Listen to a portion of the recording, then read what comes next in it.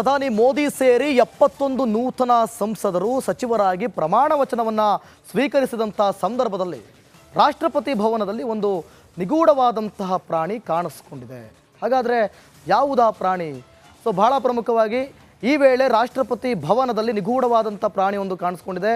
BJP ಸಂಸದ ದುರ್ಗಾದಾಸ್ ಪ್ರಮಾಣ ಪಡೆದು ತೆರಳುವಂಥ ವೇಳೆ ಪ್ರಾಣಿಯೊಂದು ಅತ್ತಿಂದ ಇತ್ತ ಸಂಚರಿಸಿದಂಥ ವಿಡಿಯೋ ಇದೀಗ ಸಿಕ್ಕಾಪಟ್ಟೆ ವೈರಲ್ ಆಗಿದೆ. ನಿನ್ನೆಯ ಪದಗ್ರಹಣದಲ್ಲಿ ಸುಮಾರು 8,000 ಗಣ್ಯರು ಹಾಜರಾಗಿದ್ದಂಥ ವೇಳೆ ಈ ಪ್ರಾಣಿ ಕಾಣಿಸಿಕೊಂಡಿದ್ದು, ಇದು ಚಿರತೆ ಅಥವಾ ಬೆಕ್ಕು ಇರಬಹುದು ಅಂತೇಳಿ ಅಂದಾಜಿಸಲಾಗ್ತದೆ. ಈವರೆಗೂ ಕೂಡ ಯಾರು ಈ ಬಗ್ಗೆ ಸ್ಪಷ್ಟಪಡಿಸಿಲ್ಲ.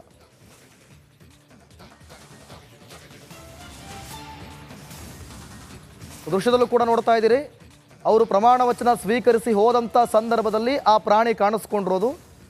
ಅದು ಅಲ್ಲಿನ CCTV ಕ್ಯಾಮ್ರಾಗೋ ಅಥವಾ ರಾಷ್ಟ್ರಪತಿ ಭವನದಲ್ಲಿರುವಂಥ ಅಳವಡಿಸಿರುವಂಥ ಕ್ಯಾಮ್ರಾಗೋ ಅದು ಸೆರೆಯಾಗಿದೆ. ಅದು ನೋಡೋಕೆ ಸ್ವಲ್ಪ ಬೆಕ್ಕಿನ ರೀತಿಯಲ್ಲೂ ಸ್ವಲ್ಪ ದೊಡ್ಡದಾಗಿ ಚಿರತೆ ರೀತಿಯಲ್ಲೂ ಕೂಡ ಕಾಣಿಸ್ಕೊಂಡಿದೆ. ಆದರೆ ಯಾವ ಪ್ರಾಣಿ ಅದು ಅನ್ನುವಂಥದ್ದು ಈವರೆಗೂ ಕೂಡ ತಿಳಿದು ಬಂದಿಲ್ಲ.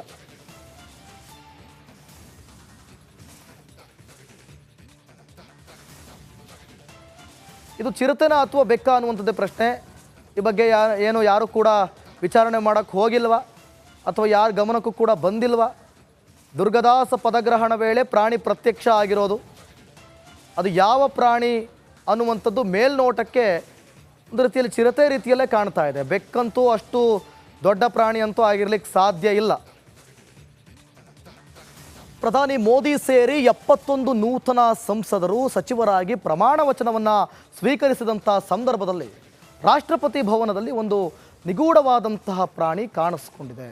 ಹಾಗಾದರೆ ಯಾವುದಾ ಪ್ರಾಣಿ? ಬಹಳ ಪ್ರಮುಖವಾಗಿ ಈ ವೇಳೆ ರಾಷ್ಟ್ರಪತಿ ನಡಿ ಈಗ ಶುರು ಮಾಡೋಣ. ಕೇಸರಿಯಿಂದ ಮನೋಲ್ಲಾಸ ಮನಸ್ಸು ಮತ್ತೇರಿ ಕುಣಿದಾಡಿದೆ ನೋಡು, ಮನಸ್ಸು ಮತ್ತೇರಿ ಕುಣಿದಾಡಿದೆ ನೋಡು. ಕ್ಷಣ ಕ್ಷಣವೂ ಆಚರಿಸಿ ಕೇಸರಿ ಹಬ್ಬ. ವಿಮಲ್ ಬಾಯಲ್ಲಿ ಹೇಳಿ ಕೇಸರಿ. ಭವನದಲ್ಲಿ ನಿಗೂಢವಾದಂಥ ಪ್ರಾಣಿ ಒಂದು ಕಾಣಿಸ್ಕೊಂಡಿದೆ.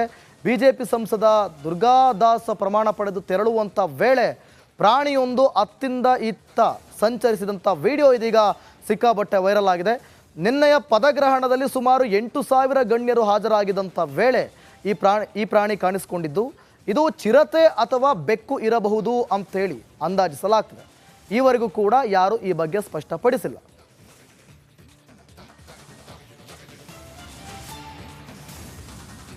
ದೃಶ್ಯದಲ್ಲೂ ಕೂಡ ನೋಡ್ತಾ ಇದ್ದೀರಿ, ಅವರು ಪ್ರಮಾಣ ವಚನ ಸ್ವೀಕರಿಸಿ ಹೋದಂಥ ಸಂದರ್ಭದಲ್ಲಿ ಆ ಪ್ರಾಣಿ ಕಾಣಿಸ್ಕೊಂಡಿರೋದು.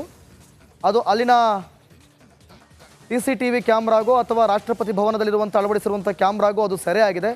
ಅದು ನೋಡೋಕೆ ಸ್ವಲ್ಪ ಬೆಕ್ಕಿನ ರೀತಿಯಲ್ಲೂ ಸ್ವಲ್ಪ ದೊಡ್ಡದಾಗಿ ಚಿರತೆ ರೀತಿಯಲ್ಲೂ ಕೂಡ ಕಾಣಿಸ್ಕೊಂಡಿದೆ.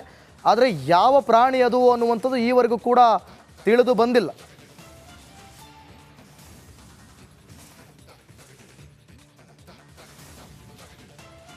ಇದು ಚಿರತೆನ ಅಥವಾ ಬೆಕ್ಕ ಅನ್ನುವಂಥದ್ದೇ ಪ್ರಶ್ನೆ. ಈ ಬಗ್ಗೆ ಯಾರು ಕೂಡ ವಿಚಾರಣೆ ಮಾಡೋಕ್ಕೆ ಹೋಗಿಲ್ವಾ ಅಥವಾ ಯಾರ ಗಮನಕ್ಕೂ ಕೂಡ ಬಂದಿಲ್ವಾ?